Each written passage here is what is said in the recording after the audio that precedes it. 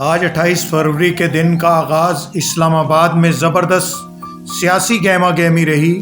ایک طرف supreme court میں حالات الیکشن کے لیے بنائے جا رہے تھے اور دوسری طرف عمران خان کو پیشیوں پر پیشیوں اور تاریخوں پر تاریخوں میں الجھانے والی حکومت کو یہ اس بات کا شاید احساس نہیں تھا کہ عمران خان کو اس کام میں اگر الجھائیں گے تو وہ اس کے لیے بہتر ہو جائے گا، نہ کہ اسے سیاسی طور پر نقصان ہوگا۔ عمران خان کو اس وقت تاریخوں میں اور عدالتی چکروں میں ڈالا گیا جب ان کی ٹانگ میں گولیاں لگی ہوئی اور وہ زخمی تھے، مگر ان حالات میں بھی عمران خان کی سیاسی مقبولیت کو شاید کوئی فرق نہ پڑ سکا۔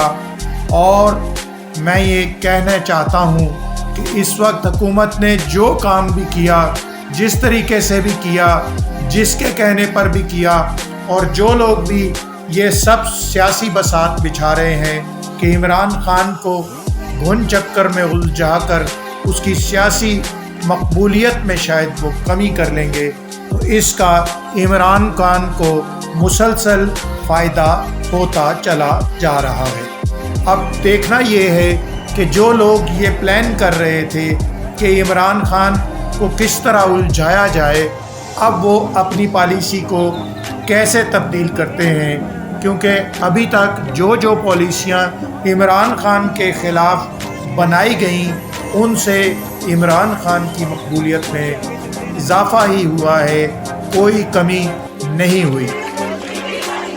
اب آپ دیکھیے ان سیاسی حکمت عملیوں کے پیچھے کون لوگ ہیں، یعنی اسٹیبلشمنٹ ہے تو اسٹیبلشمنٹ کو غور کرنا پڑے گا، اسٹیبلشمنٹ کے کوئی مہرے ہیں تو ان مہروں کو غور کرنا پڑے گا۔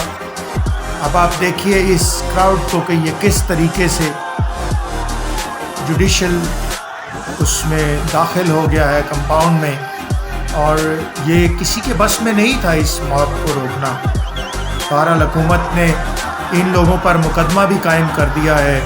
اب دیکھیں اس مقدمے میں کیا صورتحال بنتی ہے، کون کون سے اسلام آباد کے رہنماؤں کے پر یہ الزام آئے گا کہ انہوں نے یہاں جوڈیشل کمپلیکس میں توڑ پھوڑ کی۔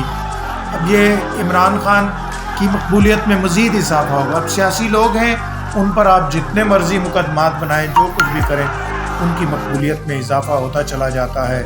دوسری طرف سپریم کورٹ نے فیصلہ محفوظ کر لیا ہے پنجاب اور خیبر پختونخوا میں الیکشن کا۔